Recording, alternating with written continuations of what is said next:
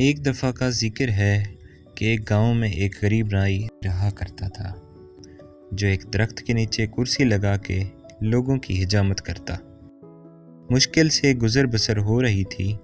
اس کے پاس رہنے کو نہ گھر تھا، نہ بیوی تھی اور نہ بچے تھے۔ صرف ایک چادر اور ایک تکیہ اس کی ملکیت تھی۔ جب رات ہوتی تو وہ ایک بند سکول کے باہر چادر بچھاتا، تکیہ رکھتا اور سو جاتا۔ ایک دن صبح کے وقت گاؤں میں سیلاب آ گیا۔ اس کی آنکھ کھلی تو وہ ہر طرف شور و گل تھا۔ وہ اٹھا اور سکول کے ساتھ بنی ٹینکی پر چڑھ گیا۔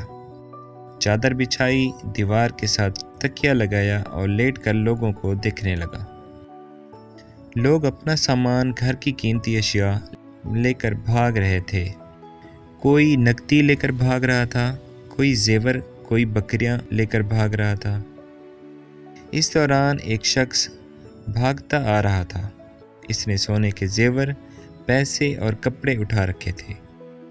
جب وہ شخص اس نائی کے پاس سے گزرا اور اسے سکون سے لیٹے ہوئے دیکھا تو غصے سے بولا، اوئے ساڈی ہر چیز اجڑ گئی ہے، ساڈی جان تے بنی ہے تے تو ایتھے سکون نال لمما پیا ہویا آئی۔ یہ سن کر نائی بولا، لالے اج تے غربت دی چس آئی ہے۔ جب میں نے یہ کہانی سنی تو ہنس پڑا، مگر پھر ایک خیال آیا کہ شاید روز محشر کا منظر بھی کچھ ایسا ہی ہوگا، جب تمام انسانوں سے حساب لیا جائے گا۔ ایک طرف غریبوں کا حساب ہو رہا ہوگا، 2 وقت کی روٹی، کپڑا، حقوق اللہ اور حقوق العباد۔ ایک طرف امیروں کا حساب ہو رہا ہوگا، پلازے، دکانیں، فیکٹریاں، گاڑیاں، بنگلے، سونا اور زیورات، ملازم، پیسہ، حلال، حرام، زکوٰۃ، حقوق اللہ، حقوق العباد۔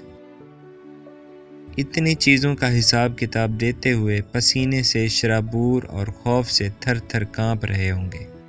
تب شاید اسی نائی کی طرح غریب ان امیروں کو دیکھ رہے ہوں گے، چہرے پر ایک عجیب سا سکون، اور شاید دل ہی دل میں کہہ رہے ہوں گے، اج تے غربت دی چس آئی ہے۔